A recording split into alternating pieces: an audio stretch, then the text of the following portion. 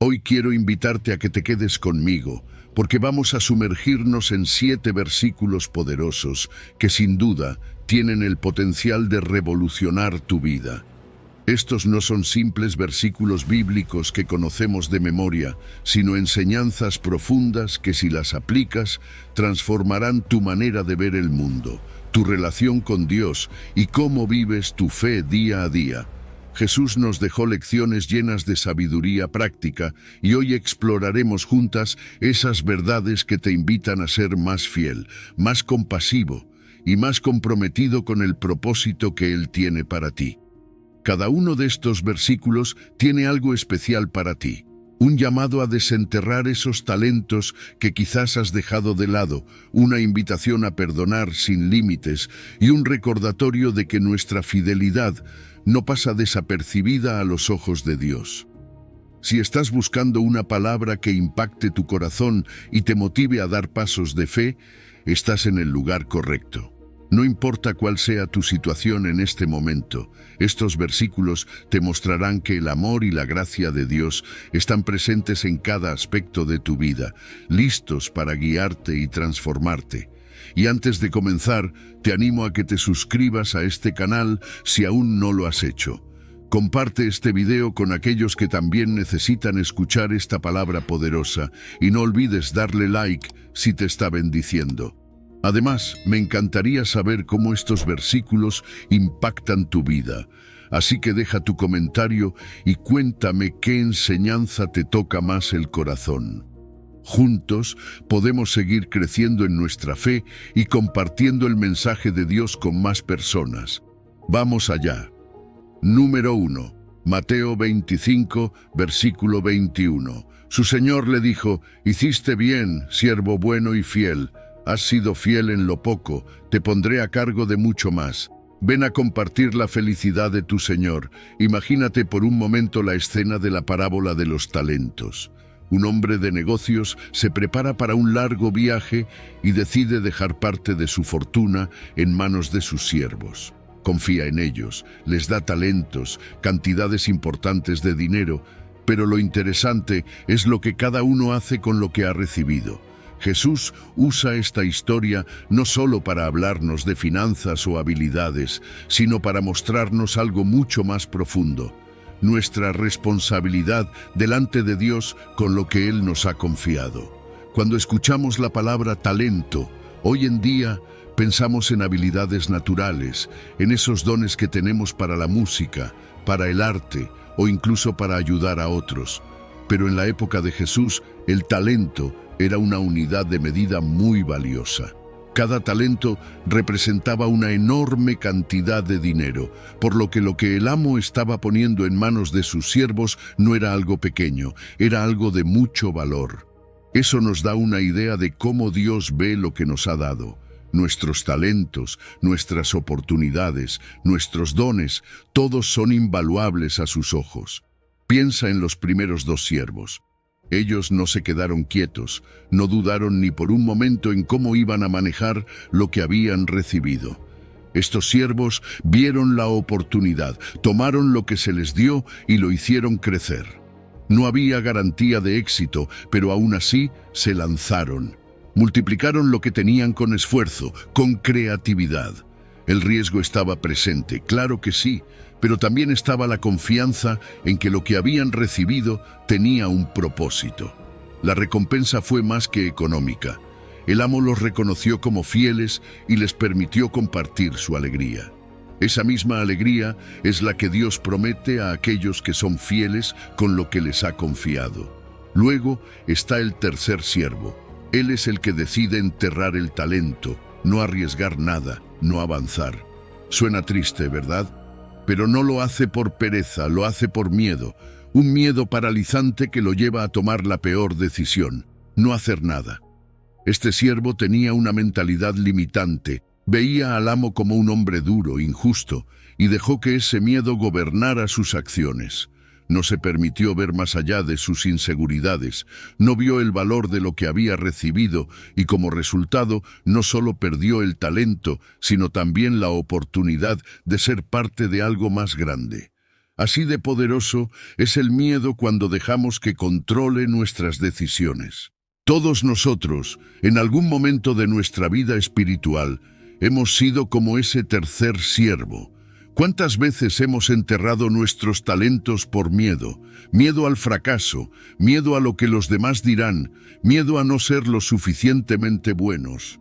Es fácil caer en esa trampa, ¿verdad? Pero esa mentalidad nos lleva a quedarnos en nuestra zona de confort, donde no hay crecimiento, donde no hay frutos. Es ahí donde nuestros dones se estancan, donde el potencial que Dios ha puesto en nosotros queda enterrado, lejos de cumplir su propósito. Lo que Jesús nos enseña en esta parábola va más allá del simple hecho de obtener resultados. Se trata de ser fieles, de tener el coraje de arriesgar por el reino de Dios, confiando en que Él está con nosotros. No importa si multiplicamos lo que tenemos 10, 20 o 100 veces. Lo que importa es la actitud, es la valentía con la que enfrentamos el reto de ser buenos administradores de lo que hemos recibido. Dios no nos pide que seamos perfectos, pero sí nos pide que confiemos en Él y demos el primer paso con fe.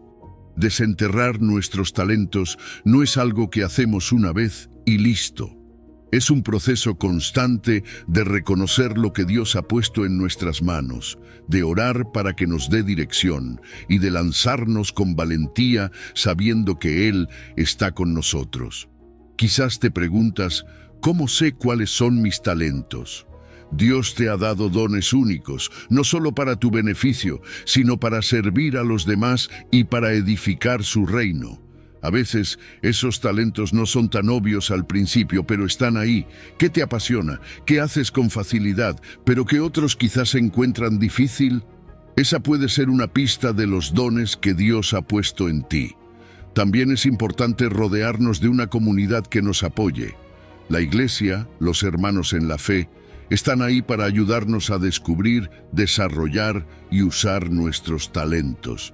Cuando nos animamos mutuamente, cuando nos damos el valor para salir de nuestra zona de confort, es cuando empezamos a ver cómo el cuerpo de Cristo se fortalece. Nadie tiene todos los dones, pero cuando trabajamos juntos, algo hermoso sucede. Cada uno aporta lo suyo y se crea una sinergia que multiplica los frutos. No es coincidencia que Dios nos haya puesto en una comunidad, porque es ahí donde nuestros talentos encuentran su máximo potencial. Ahora, llevar esto a la práctica puede parecer difícil. Tal vez has estado tanto tiempo enterrando tus talentos que ni siquiera sabes por dónde empezar. Pero no tienes que hacerlo todo de una vez. Comienza por pequeños pasos. Quizás puedas ofrecer tus habilidades en tu iglesia local o tal vez en tu comunidad. Lo importante es empezar. Cuando das ese primer paso, te darás cuenta de que el miedo empieza a desvanecerse y la satisfacción de usar lo que Dios te ha dado comienza a crecer. Recuerda, la verdadera satisfacción no está en los resultados inmediatos, sino en la fidelidad de servir con lo que tienes. Y si aún tienes dudas, mira los testimonios de aquellos que han dado el paso. Personas que superaron el miedo, que salieron de su zona de confort y ahora ven los frutos de su valentía. Ellos no eran diferentes a ti o a mí, pero tomaron la decisión de confiar en Dios y usar lo que se les había dado. ¿Y tú? ¿Qué talento tienes enterrado que es hora de desenterrar? Dios está esperando que te arriesgues, que confíes en Él y que tomes el paso de fe. La promesa de alegría y satisfacción es real. No es solo una historia bonita, es una realidad que puedes vivir si te atreves a desenterrar lo que Dios ha puesto en ti. Confía en que el Señor, el mismo que confió en aquellos siervos, confía en ti hoy. Él sabe lo que puso en ti y está esperando verte florecer. Número 2. Lucas 17, versículo 10. Así también ustedes, cuando hayan hecho todo lo que se les ha mandado, deben decir: somos siervos inútiles, no hemos hecho más que cumplir con nuestro deber. Cuando Jesús nos habla en Lucas 17, nos está invitando a un acto de profunda reflexión sobre lo que significa servir sin esperar nada a cambio. En aquel entonces, la vida de un siervo era dura. Un siervo no tenía derechos, ni voz, ni reconocimiento. Trabajaban todo el día en el campo y cuando llegaban a casa, su labor no terminaba. Tenían que seguir sirviendo a su amo, sin descanso. Era una expectativa cultural tan fuerte que a nuestros ojos modernos puede parecer una injusticia. Sin embargo, Jesús toma este escenario y lo transforma en una lección sobre la verdadera naturaleza del servicio. El punto de partida de esta enseñanza es que los siervos, a pesar de todo el cansancio y esfuerzo, no esperaban recompensas ni halagos. Era su deber. El contraste con nuestra realidad es grande, porque vivimos en una sociedad que valora el reconocimiento, el aplauso y las recompensas visibles. Pero Jesús, como siempre, rompe nuestros esquemas. Nos desafía a servir sin esperar nada a cambio, a hacer lo que se nos ha mandado con humildad, sabiendo que nuestro valor no radica en los elogios humanos, sino en el corazón con el que servimos. Piénsalo un momento. Imagina haber trabajado todo el día bajo el sol, agotado física y emocionalmente, y al regresar a casa, en lugar de descansar, se te pide que sigas sirviendo. ¿Cómo te sentirías? Tal vez lo último que querrías hacer es seguir trabajando, pero aquí es donde entra en juego lo que Jesús nos está enseñando: el servicio continuo.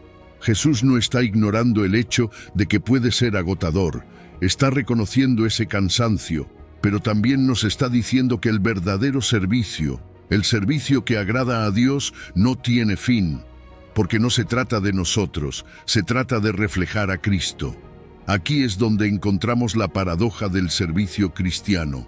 Mientras el mundo nos dice que deberíamos trabajar para obtener algo a cambio, ya sea descanso, reconocimiento o una recompensa tangible, Jesús nos dice que debemos servir sin esperar nada.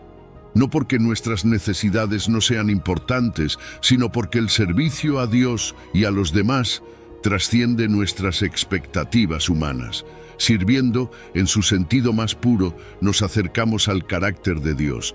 La enseñanza de Jesús es revolucionaria. En un mundo que constantemente busca la validación externa, Él nos invita a mirar hacia adentro, a reevaluar por qué hacemos lo que hacemos. No es fácil. Todos nosotros, en algún momento, hemos caído en la tentación de servir esperando que alguien lo note, que alguien nos dé las gracias. Pero Jesús nos recuerda que el valor de nuestro servicio no está en los aplausos que recibimos, sino en la actitud con la que lo hacemos.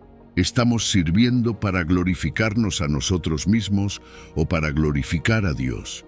Esta es la verdadera pregunta que debemos hacernos. El peligro de servir por reconocimiento es real.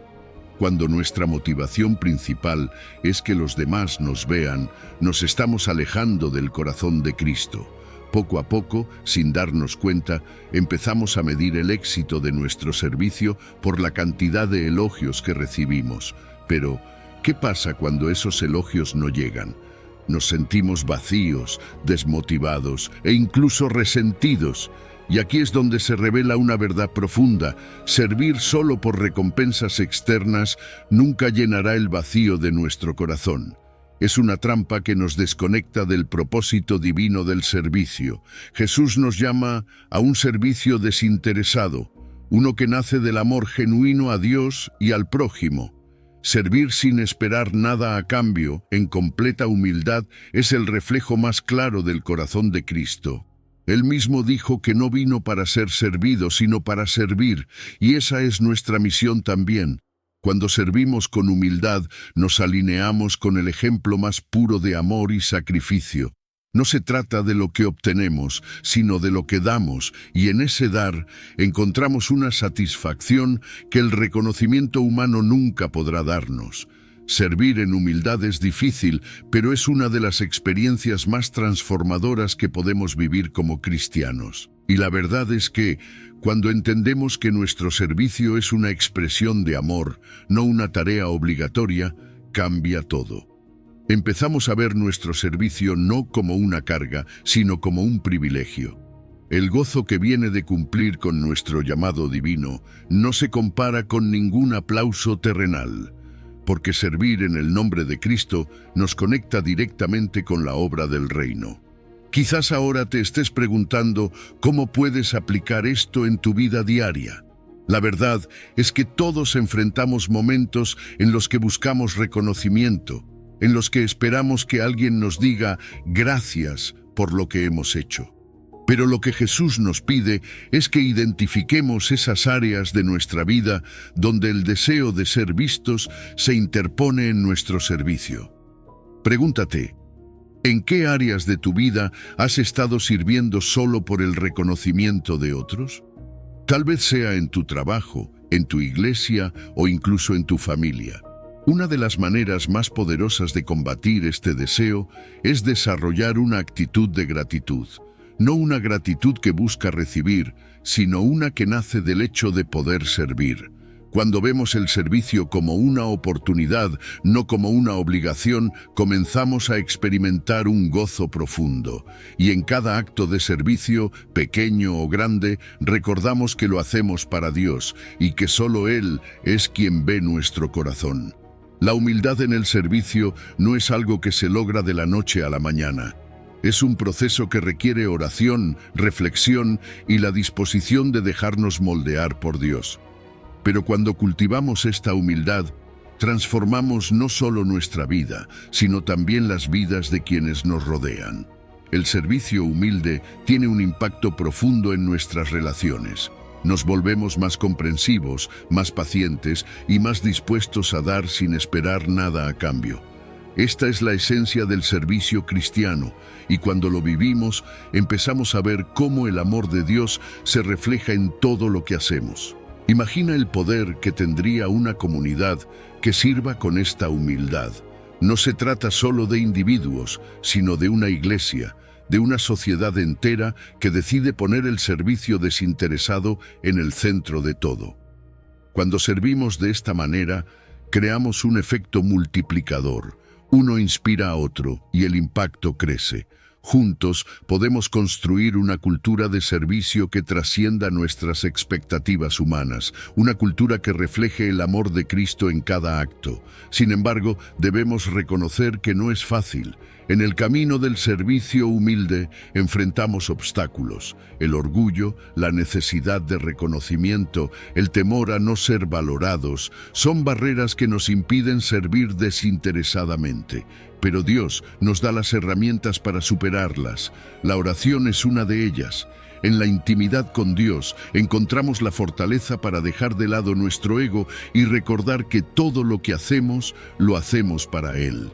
A través de la reflexión, podemos identificar esas áreas de nuestra vida que necesitan ser transformadas y con su ayuda podemos convertirnos en siervos verdaderamente humildes.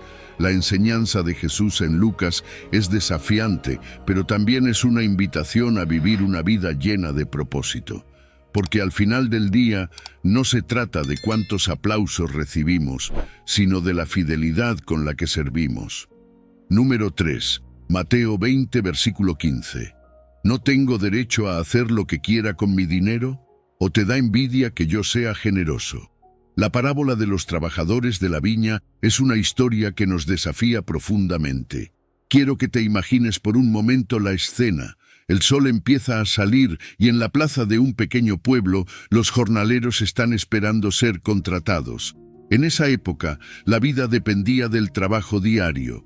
Si no trabajabas ese día, no había comida para la familia. Era algo tan simple y tan duro a la vez. Lo que ganabas hoy, se consumía hoy. Por eso, aquellos que estaban esperando en el mercado desde temprano, lo hacían con la esperanza de ser los primeros en ser contratados. Llega el dueño de una viña y contrata a algunos para trabajar desde la primera hora del día. Ellos saben exactamente lo que recibirán: un denario, el salario justo por un día completo de trabajo. Pero a medida que avanza el día, el dueño regresa al mercado varias veces. Encuentra a otros jornaleros que aún no han sido contratados y también les ofrece trabajo, incluso a los que apenas quedarán unas pocas horas para trabajar. Lo que parece una dinámica normal en la época, pronto toma un giro inesperado al final del día. Cuando llega el momento del pago, el dueño de la viña decide comenzar por los últimos. Imagina la sorpresa de los trabajadores que apenas trabajaron 1 hora cuando reciben un denario completo. Una cantidad que, según la lógica humana, no habían ganado con tan poco tiempo en el campo. Ahora, imagina lo que pasaba por la mente de los que trabajaron desde el amanecer. Al ver lo que recibían los últimos, sus expectativas suben. Si ellos reciben un denario por tan poco trabajo, ¿cuánto más recibiremos nosotros? Pero la sorpresa llega cuando el dueño les paga exactamente lo mismo, un denario. Aquí es donde empieza la incomodidad en la historia, porque nos vemos reflejados en los trabajadores que protestan. Es natural que ellos sintieran que se les debía más. Después de todo, ¿no habían trabajado más horas, soportado más calor, hecho más esfuerzo? Desde nuestra perspectiva humana, parece una clara injusticia. Y es precisamente esa reacción la que Jesús está señalando. La respuesta del dueño de la viña es clave. Él les recuerda que no ha sido injusto con ellos. Les dio lo que acordaron. Lo que les molesta no es lo que ellos recibieron, sino lo que los otros recibieron. La generosidad del dueño hacia los últimos trabajadores es lo que despierta envidia en los primeros. Es una reacción muy humana, la comparación. No se trata de lo que tenemos, sino de lo que otros tienen, y cómo eso parece ser injusto en nuestros ojos. La parábola de los trabajadores de la viña es mucho más que una lección sobre el salario. Jesús está desafiando nuestra manera de entender la justicia y más aún la gracia. Porque lo que esta historia revela es que la gracia de Dios no funciona según las reglas de este mundo. No se trata de mérito, de cuántas horas has trabajado o de cuántos logros has acumulado. La gracia de Dios es un regalo que no se puede medir por el esfuerzo humano. Pensemos en el dueño de la viña como una imagen de Dios. Él tiene el derecho de ser generoso con quien quiera, porque su generosidad no está limitada por nuestros conceptos de justicia. Lo que el dueño de la viña les está diciendo a los trabajadores es, en esencia, no es que haya sido injusto contigo, es que soy generoso con ellos. Aquí está el corazón de la lección. La gracia de Dios no se basa en lo que hemos hecho, sino en su naturaleza generosa. Esta enseñanza es difícil de aceptar. Vivimos en un mundo donde se espera que las recompensas sean proporcionales al esfuerzo. Pero Jesús nos recuerda que el reino de Dios no funciona de esa manera. La gracia de Dios desafía esa lógica. Él da abundantemente, sin importar si llegaste al último minuto o si has estado sirviendo toda tu vida. Y aquí es donde surge la verdadera pregunta. ¿Podemos alegrarnos por la generosidad de Dios hacia otros o dejamos que la envidia nos consuma? En nuestra vida diaria, esta parábola nos reta a dejar de compararnos. Es fácil mirar a los demás y pensar que merecemos más porque hemos trabajado más o porque hemos hecho más sacrificios. Pero Jesús nos llama a superar esa mentalidad de comparación. En lugar de fijarnos en lo que otros reciben, nos invita a descansar en su gracia inmerecida. Cada uno de nosotros ha recibido más de lo que merecemos, porque la gracia, por definición, es un regalo inmerecido. Y aquí viene la parte práctica. ¿Cómo aplicamos esto en nuestras vidas? Primero, debemos cultivar una actitud de gratitud. En lugar de enfocarnos en lo que creemos que merecemos, podemos empezar a agradecer por lo que ya hemos recibido. Porque al final, todo lo que tenemos es un regalo de Dios. Y cuando entendemos esto, dejamos de vivir buscando recompensas y comenzamos a vivir desde la gratitud. La gracia de Dios no es solo para nosotros, sino para ser extendida a los demás. Si Dios ha sido tan generoso con nosotros, ¿cómo no vamos a ser generosos con los que nos rodean?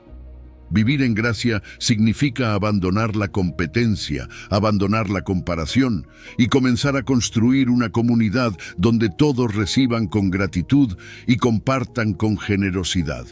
Imagina cómo sería nuestra iglesia, nuestra familia, nuestro lugar de trabajo si todos viviéramos bajo este principio de gracia. Pero también es importante reconocer que, a veces, nos cuesta aceptar la gracia. Hay momentos en los que nos sentimos indignos, en los que no creemos que merecemos tanto amor de parte de Dios. O por otro lado, momentos en los que nos cuesta ver cómo Dios puede ser tan generoso con aquellos que, a nuestro parecer, han hecho menos. Estos son los momentos en los que debemos permitir que Dios transforme nuestra mente y nuestro corazón. La parábola de los trabajadores de la viña nos invita a cambiar nuestra manera de pensar, a abrazar la gracia de Dios en toda su plenitud. No podemos medirla ni controlarla. Solo podemos recibirla con gratitud y dejar que esa misma gracia fluya a través de nosotros hacia los demás. Dios es generoso y su gracia desafía todas nuestras nociones de justicia terrenal. Es un regalo, uno que no merecemos, pero que se nos da con amor incondicional. ¿Qué haríamos si realmente viviéramos esta verdad? Si cada día recordáramos que la gracia de Dios es suficiente, que no se trata de lo que hacemos, sino de lo que Él ha hecho por nosotros, nos liberaría de la carga de la comparación, nos llenaría de gratitud y nos capacitaría para extender esa misma generosidad a todos los que nos rodean. Número 4. Mateo 18, versículo 21 y 2. Pedro se acercó a Jesús y le preguntó: Señor, ¿cuántas veces debo perdonar a mi hermano que peca contra mí? ¿Hasta 7 veces? Jesús le contestó: No te digo que hasta 7 veces, sino hasta 70 veces 7. Pedro se acerca a Jesús con una pregunta que muchos de nosotros hemos hecho en algún momento. Señor, ¿cuántas veces debo perdonar a mi hermano que peca contra mí? ¿Hasta 7 veces? Ahora, en la tradición judía, el número 7 tiene un significado profundo. Es un número de completitud, de perfección. Pedro pensaba que al ofrecer perdonar hasta 7 veces estaba siendo generoso, incluso piadoso. Pero lo que él no esperaba era la respuesta que Jesús le daría. No te digo que hasta 7 veces, sino hasta 70 veces 7. Imagina la sorpresa de Pedro, y quizás también de los que estaban escuchando. 70 veces 7 no es un número literal, sino simbólico. Lo que Jesús está diciendo aquí es que el perdón no tiene límites. No puedes poner un número, una restricción. El perdón es algo que se da sin medida. Jesús estaba rompiendo con las expectativas humanas, donde siempre intentamos medir, contar, poner un límite. Pero para Dios, el perdón no es algo que se calcule, se da en abundancia, una y otra vez. Cuando pensamos en el perdón, a menudo lo asociamos con una acción que hacemos por los demás, para darles una segunda oportunidad. Pero en realidad, el perdón tiene tanto que ver con nuestra propia libertad como con la de la persona a la que perdonamos.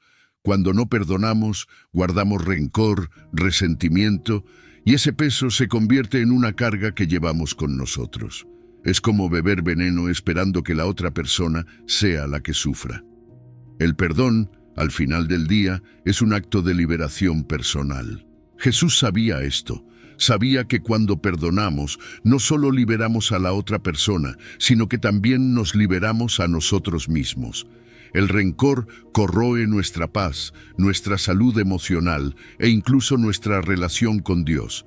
Pero cuando perdonamos, cuando soltamos esa carga, experimentamos la libertad que solo el perdón puede traer. Perdón no significa que lo que pasó estuvo bien o que las heridas no son reales. Significa que ya no permitimos que esas heridas controlen nuestras vidas. Y aquí es donde entra la parte más difícil. Jesús nos llama a perdonar como Dios nos perdona. Pensemos en cuántas veces hemos fallado, cuántas veces hemos necesitado el perdón de Dios. Él no pone límites a su gracia, no lleva la cuenta de nuestras ofensas. Nos perdona una y otra vez y nos llama a hacer lo mismo con los demás. Esto no es algo que hacemos porque sea fácil o porque siempre sentimos ganas de hacerlo. Lo hacemos porque reflejar el corazón de Dios en nuestras vidas implica perdonar de manera ilimitada. Pero, ¿cómo perdonamos cuando alguien nos ha herido profundamente o cuando la misma persona nos hiere repetidamente? Este es uno de los mayores desafíos que enfrentamos. Jesús no nos llama a ser ingenuos ni a permitir que los demás nos hagan daño continuamente. El perdón no significa que no tengamos límites saludables o que ignoremos el mal. Perdón y confianza no son lo mismo. Puedes perdonar a alguien sin necesariamente restaurar la relación tal como era antes, especialmente si esa relación era dañina. El perdón es un proceso, no siempre es instantáneo. A veces perdonar toma tiempo y está bien. Dios entiende que hay heridas profundas que requieren sanación, pero el perdón siempre debe ser el objetivo porque es lo que nos libera, nos sana y nos permite vivir con paz. Perdonar no es olvidar, es recordar sin el dolor, es soltar el deseo de venganza, es dejar que Dios sea el juez y confiar en su justicia. Cuando elegimos perdonar, algo increíble sucede. Las relaciones que parecían rotas pueden restaurarse. Los muros que el resentimiento construye entre las personas empiezan a derrumbarse.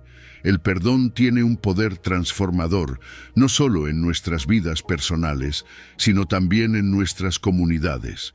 Una comunidad donde el perdón abunda es una comunidad donde el amor de Dios es palpable, donde las personas se ven a través de los ojos de la gracia. Y eso es un testimonio poderoso para el mundo. Cuando el mundo ve que los seguidores de Cristo se perdonan mutuamente, incluso en las situaciones más difíciles, ven el reflejo del amor de Dios en acción. Pero debemos ser honestos. Perdonar, especialmente de manera repetida, no es fácil. Hay desafíos reales. Cuando Jesús nos llama a perdonar 70 veces 7, nos está llamando a vivir una vida que constantemente desafía nuestro orgullo y nuestra tendencia a querer justicia según nuestros propios términos. Nos llama a ser humildes, a reconocer que nosotros también necesitamos perdón, que no somos perfectos, que fallamos y que necesitamos la gracia de Dios todos los días. Este proceso de perdonar una y otra vez nos hace más como Cristo. Cada vez que perdonamos, algo en nosotros cambia, crecemos en nuestra capacidad de amar como Dios ama. Y esto es lo que nos lleva a un nivel más profundo en nuestra relación con Dios. El perdón, cuando se practica con frecuencia, transforma nuestra alma, nos libera del peso del orgullo y nos acerca más al corazón de Jesús. Ahora tal vez te estés preguntando, ¿cómo puedo llegar a ese punto? ¿Cómo puedo cultivar un corazón perdonador, especialmente cuando la ofensa es grande o cuando las heridas son tan profundas? Aquí hay algunas herramientas que pueden ayudarnos. La primera es la oración. Orar por aquellos que nos han herido, incluso cuando no sentimos ganas, es un acto poderoso. Cuando oramos por los demás, nuestro corazón comienza a suavizarse, comenzamos a verlos como Dios los ve, y poco a poco la amargura se disipa. Otra herramienta es escribir. A veces, poner en palabras lo que sentimos nos ayuda a procesar el dolor. Escribir una carta a la persona que te hirió, incluso si nunca se la entregas, puede ser una forma de liberar las emociones reprimidas y comenzar el camino hacia el perdón. Y luego está la gratitud. Practicar la gratitud puede sonar extraño cuando hablamos de perdonar, pero es increíble cómo cambia nuestra perspectiva.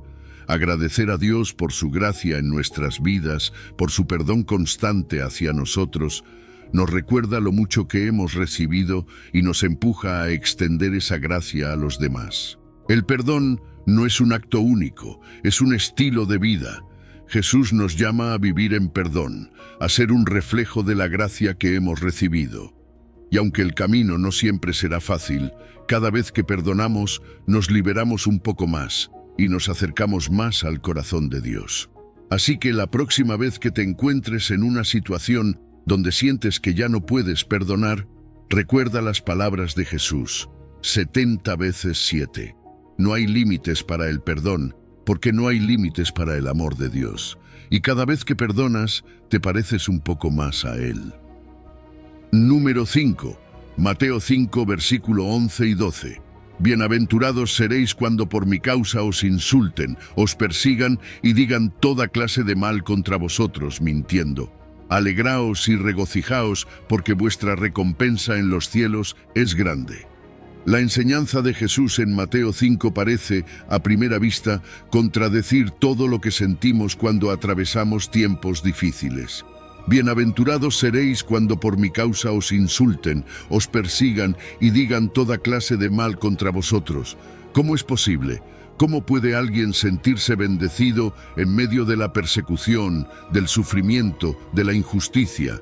Jesús no solo nos llama a soportar estos momentos, sino que nos dice que nos alegremos y nos regocijemos. Aquí es donde comienza la paradoja del sufrimiento cristiano, la alegría en medio del dolor. Nuestra reacción humana natural ante el sufrimiento es la resistencia, el rechazo, incluso la desesperación. Nadie quiere sufrir. En nuestra naturaleza buscamos escapar del dolor, evitar la persecución.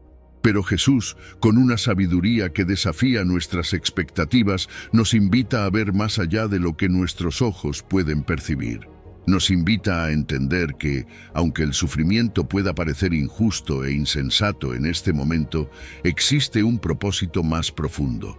Lo que Jesús está haciendo es mostrarnos que hay un tipo de sufrimiento que tiene valor eterno. No cualquier dolor, sino el que experimentamos por su causa. Este sufrimiento, dice Jesús, no es en vano, sino que nos une más a Él.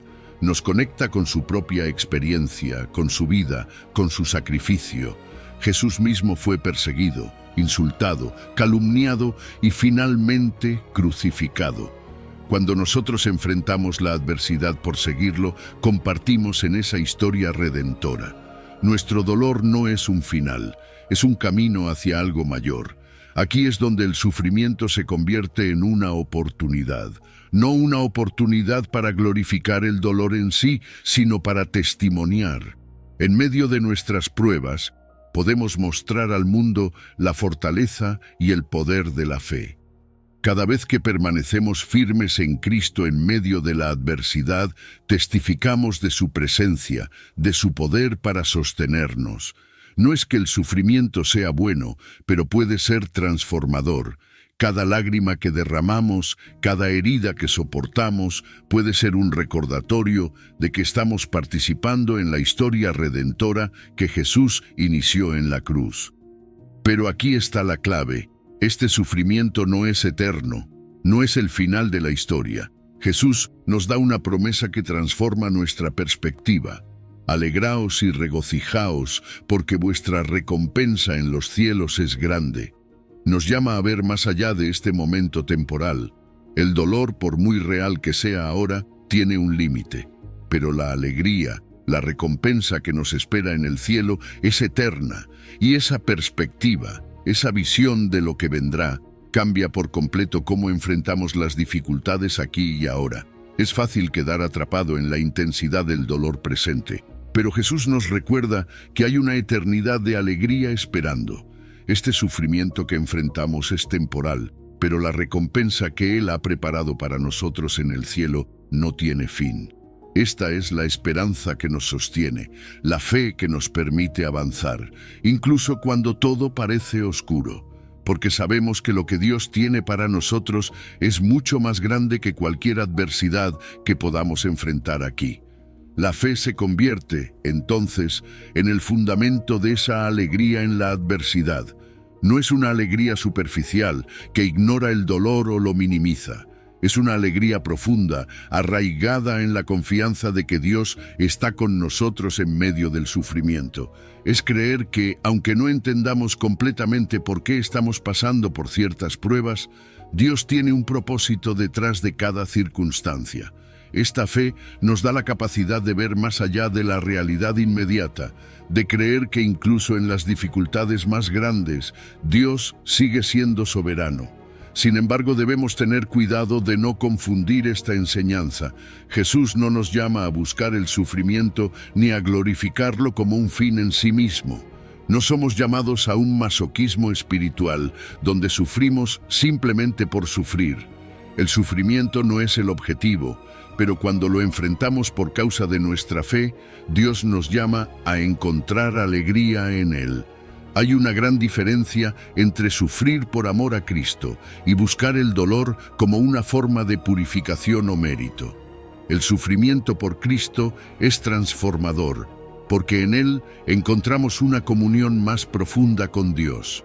A nivel práctico, podríamos preguntarnos, ¿cómo podemos encontrar esta alegría en medio de nuestras pruebas? Una manera es enfocarnos intencionalmente en la presencia de Dios en esos momentos de adversidad.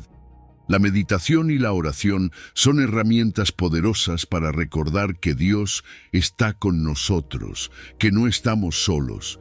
Cuando meditamos en su palabra, cuando le hablamos en oración, nuestra perspectiva cambia. El dolor sigue ahí, pero nuestra visión se expande para ver a Dios trabajando en medio de la tormenta. Otra práctica poderosa es la gratitud. Sí, incluso en medio del sufrimiento podemos encontrar razones para agradecer. Agradecer por las pequeñas bendiciones diarias, por las personas que nos rodean, por las oportunidades que Dios nos da para crecer en nuestra fe. Cuando cultivamos un corazón agradecido, nos volvemos más conscientes de la bondad de Dios, incluso en medio de las dificultades. Y esa gratitud empieza a disipar las nubes del dolor, permitiéndonos ver más claramente la luz de la esperanza. Además, es esencial recordar que no enfrentamos el sufrimiento solos. Como cuerpo de Cristo, somos llamados a caminar juntos. El sufrimiento no solo nos transforma a nivel individual, también fortalece la comunidad de fe. Las pruebas compartidas dentro de la Iglesia pueden fortalecer los lazos, crear un sentido más profundo de unidad. La Iglesia tiene el poder de ser un refugio en medio de la tormenta, un lugar donde los que sufren pueden encontrar consuelo, apoyo y fuerzas renovadas. Cuando una comunidad encuentra alegría en medio de la adversidad, se convierte en un testimonio viviente del amor de Dios. A lo largo de la historia, hemos visto a muchos creyentes que encontraron alegría en la persecución. Desde los mártires de la Iglesia primitiva hasta aquellos que hoy en día sufren por su fe en lugares donde el cristianismo es perseguido. Vemos ejemplos de hombres y mujeres que vivieron esta enseñanza de Jesús. Su testimonio nos recuerda que la alegría en medio del sufrimiento no es un ideal inalcanzable, sino una realidad posible para aquellos que ponen su fe y confianza en Cristo. Cada historia de transformación a través del sufrimiento nos muestra que la alegría verdadera no se encuentra en la ausencia de dolor, sino en la presencia de Dios en medio de él. Este tipo de testimonio no solo inspira, sino que también nos desafía. Nos invita a preguntarnos, ¿cómo estamos enfrentando nuestras propias pruebas? ¿Estamos permitiendo que el sufrimiento nos acerque más a Cristo o nos está alejando de Él? ¿Estamos buscando la alegría que Él promete o estamos dejando que el dolor nos consuma? El sufrimiento es real, nadie lo niega. Pero también lo es la promesa de Jesús, y esa promesa nos da esperanza, nos da fuerza, y nos da la capacidad de encontrar alegría, incluso en las circunstancias más adversas. Número 6. Mateo 18, versículo 10. Miren que no menosprecien a uno de estos pequeños, porque les digo que en el cielo los ángeles de ellos contemplan siempre el rostro de mi Padre Celestial. Imagina por un momento a Jesús rodeado de una multitud. Entre todos esos rostros curiosos, algunos probablemente eran fariseos, otros eran discípulos, y muchos simplemente buscaban escuchar algo diferente, algo que les diera sentido a sus vidas. De repente, Jesús toma a un niño, lo pone en medio de todos y dice algo que desafía todo lo que la gente esperaba. No menosprecien a uno de estos pequeños. En esa cultura los niños no eran considerados importantes, no tenían autoridad, no aportaban al trabajo familiar y en muchos casos eran vistos como una carga hasta que crecían y podían contribuir. Sin embargo, aquí está Jesús, elogiando el valor de un niño, dándole un lugar central en su enseñanza. Es un contraste con los valores del mundo de entonces, pero también con los de nuestro tiempo. Porque seamos honestos, A menudo aún medimos el valor de las personas por lo que pueden hacer, por lo que tienen, por su posición o influencia. Pero Jesús nos dice algo radical. Los pequeños, los insignificantes a los ojos del mundo, son inmensamente valiosos para Dios. Cuando Jesús habla de los pequeños, no solo se refiere a los niños. Él está hablando de todos aquellos que son marginados, invisibles, vulnerables. Está hablando de los pobres, de los que no tienen voz, de los que la sociedad tiende a ignorar. Jesús está diciendo que estas personas, aquellos que el mundo descarta, son tan valiosos que sus ángeles en el cielo están siempre delante del rostro de Dios. Piensa en eso. ¡Qué imagen tan poderosa! Los ángeles de los más vulnerables están siempre frente a Dios, intercediendo por ellos, recordándoles su valor. Esto nos muestra cuán profundamente los ama el Padre. Y aquí está la enseñanza clave. Cada ser humano tiene una dignidad inherente, no por lo que haya hecho o dejado de hacer, no por su éxito o fracaso, sino simplemente porque ha sido creado por Dios. Cada persona tiene un valor infinito, independientemente de su estatus social o de lo que pueda aportar desde la perspectiva humana. Dios no mide como nosotros medimos. Él no valora a las personas según su productividad o logros. Y si Dios ve a todos con esa mirada de amor y valor, ¿cómo no vamos a hacer lo mismo? Pero Jesús no nos deja simplemente con la advertencia de no menospreciar a los pequeños. Nos llama a la acción. No se trata solo de evitar la discriminación o el desprecio, sino de tomar un paso más allá. Cuidar, proteger, atender. ¿Qué significa esto en la vida diaria? Significa estar atentos a las necesidades de aquellos que están a nuestro alrededor, de aquellos que el mundo pasa por alto. Significa desarrollar un corazón compasivo, un corazón que no solo ve a los pequeños, sino que se mueve hacia ellos con el mismo amor que Cristo mostró. El llamado es claro. Jesús nos invita a transformar nuestro corazón para que refleje el suyo. Y eso comienza con pequeñas acciones, con gestos que tal vez para nosotros no parezcan gran cosa, pero que para alguien más pueden cambiar su día, su vida. Tal vez sea saludar a esa persona que todos ignoran, ofrecer una palabra amable o escuchar de verdad a alguien que necesita ser escuchado. Estos actos de bondad, aunque parezcan insignificantes, son poderosos en el reino de Dios. Porque cuando servimos a los pequeños, estamos sirviendo a Cristo mismo. Jesús dijo que lo que hacemos a uno de los más pequeños, lo hacemos a Él. Es decir, cuando cuidamos de los vulnerables, cuando amamos a los que no pueden devolvernos nada, estamos amando a Jesús. Y eso transforma completamente nuestra perspectiva sobre lo que significa servir. No se trata solo de caridad, de dar algo que nos sobra. Se trata de ver a Jesús en cada persona que sufre, en cada rostro marginado, en cada vida que el mundo ha descartado. Es un cambio radical en cómo entendemos el servicio. No es solo un acto de bondad, es un acto de adoración, y las implicaciones son enormes. Imagínate un mundo donde nadie es menospreciado, donde cada persona es valorada por quien es, simplemente por ser hijo de Dios. Este es el reino de Dios. Este es el tipo de comunidad que Jesús vino a construir, y la Iglesia tiene el llamado de ser un modelo de esa comunidad.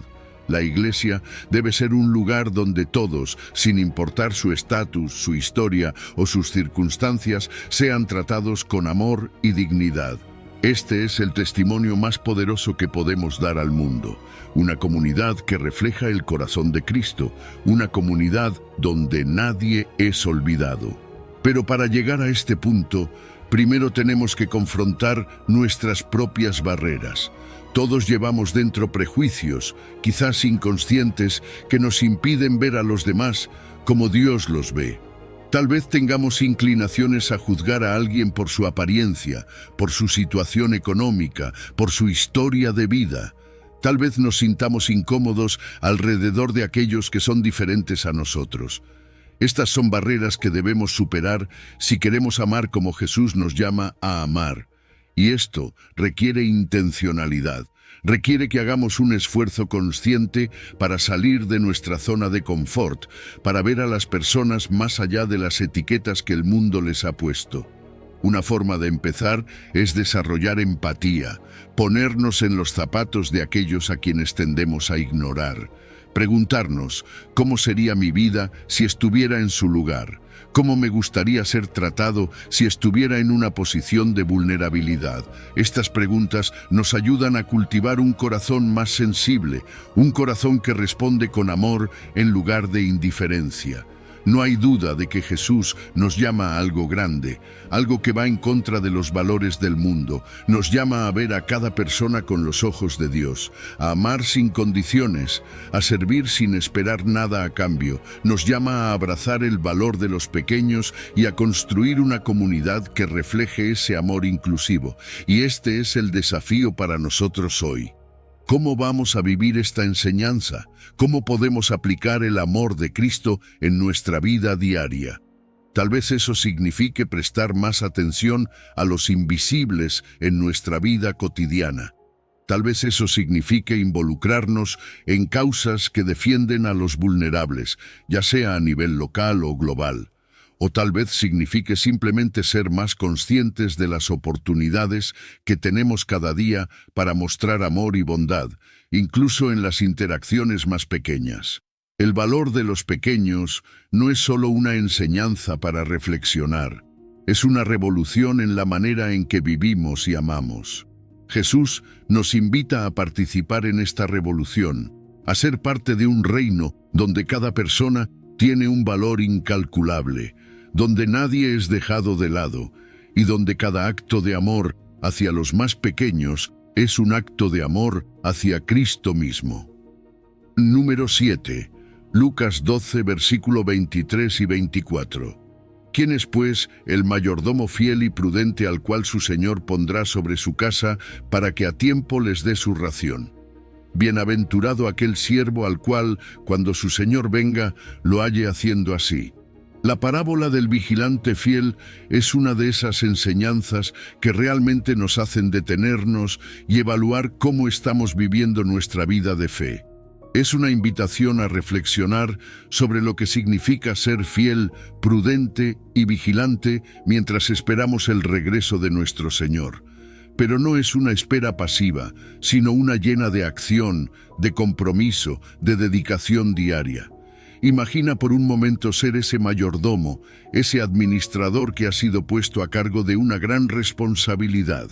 El dueño se ha ido, confía en ti para que todo siga funcionando bien en su ausencia.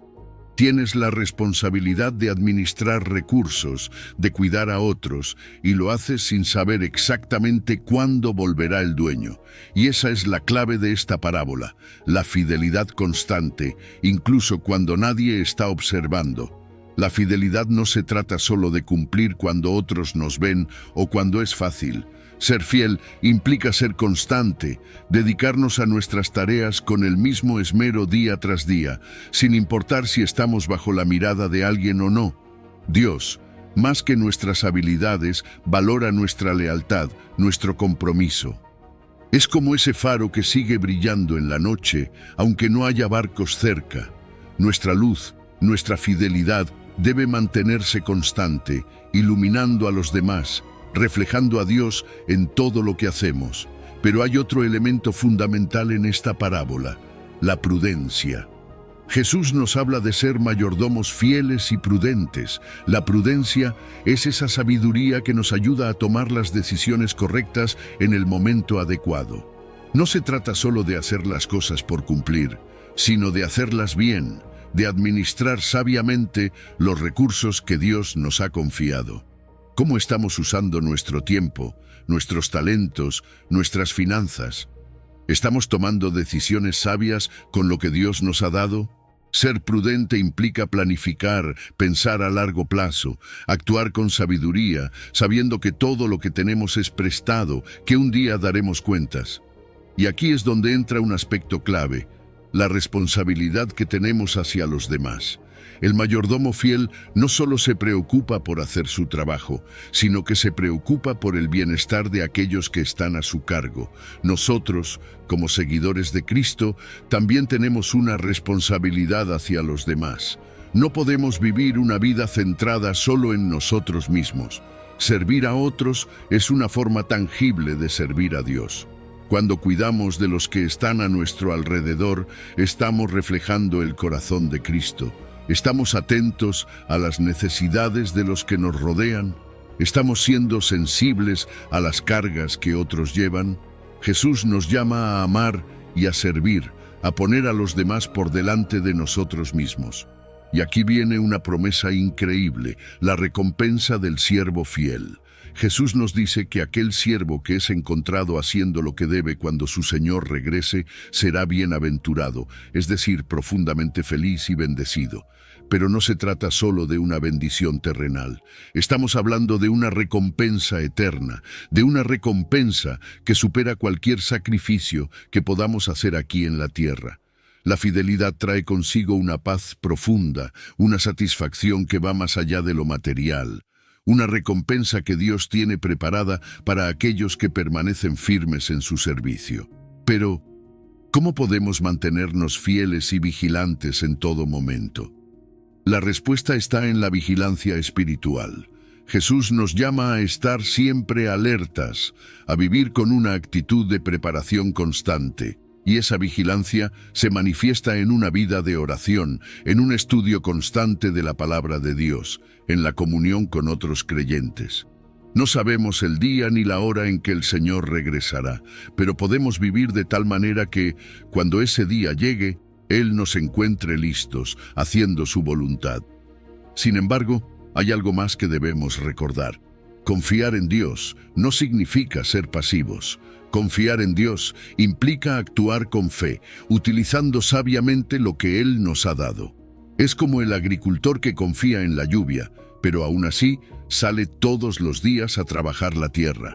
Dios nos ha dado recursos, talentos, oportunidades y espera que los usemos con responsabilidad. Es un equilibrio entre la confianza en su provisión y nuestra responsabilidad personal. No podemos quedarnos de brazos cruzados esperando que todo suceda sin nuestro esfuerzo. Dios actúa, pero también nos llama a actuar con fe y diligencia. Y por último, pensemos en cómo podemos aplicar todo esto en nuestra vida diaria. Ser fiel no es solo una gran tarea espiritual, comienza con las pequeñas cosas. Ser fiel en lo pequeño es prepararnos para responsabilidades mayores. Ser honesto en nuestras interacciones diarias, cumplir nuestras promesas, mantenernos íntegros incluso cuando nadie nos está observando, todo eso es parte de lo que significa ser un siervo fiel. La integridad es ser la misma persona en público y en privado, es vivir de acuerdo a nuestras convicciones sin importar las circunstancias. Amigos, ser ese mayordomo fiel y prudente es una invitación abierta para todos nosotros. No importa nuestra posición o nuestras circunstancias. Cada uno de nosotros ha sido confiado con algo, y la manera en que respondemos a esa responsabilidad habla de nuestra fidelidad. Que nuestra oración sea siempre: Señor, ayúdame a ser fiel en lo poco, para que puedas confiarme lo mucho. Así que sigamos adelante con fe, sabiendo que cada día es una nueva oportunidad para mostrar nuestra fidelidad a Dios. Que cuando el Señor regrese, nos encuentre haciendo su voluntad con alegría, con dedicación, con constancia, y que en todo lo que hagamos busquemos honrarle, sirviendo a los demás y cuidando con sabiduría lo que se nos ha confiado. ¡Ánimo! Estamos llamados a ser fieles, a ser prudentes, a vivir con los ojos puestos en Jesús. Que la paz y la gracia de Dios nos guíen en este camino de servicio y fidelidad. ¡Qué viaje tan transformador hemos emprendido juntos! A través de estos 7 versículos hemos descubierto principios que no solo nos desafían, sino que nos invitan a vivir de manera más fiel, más compasiva y más llena de propósito en nuestro caminar diario con Dios.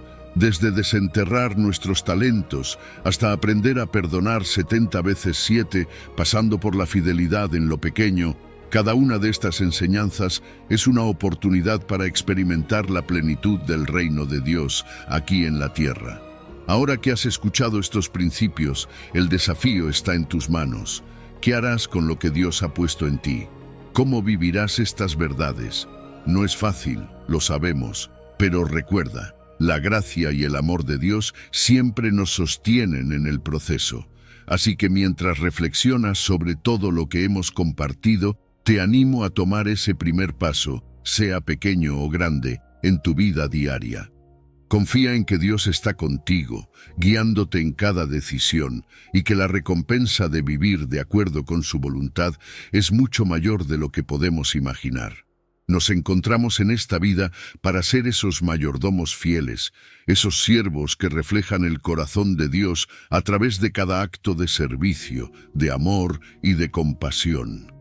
Sigamos adelante con fe, con confianza y con la certeza de que Dios es quien nos fortalece y nos guía en todo momento. Hasta la próxima.